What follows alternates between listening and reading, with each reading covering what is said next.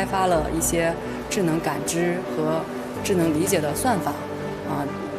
来把我们的人工智能应用到这个方面，然后使它更加智能的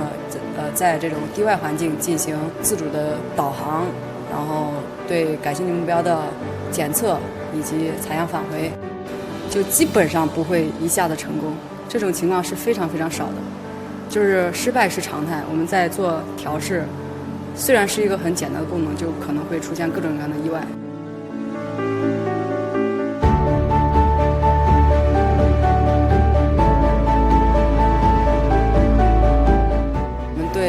地外环境，比如火星环境，信息获取是比较少的。我们为了使我们的实验在我们调试阶段更加顺利，在这个模拟场上，我们先把我们的算法进行一些测试验证。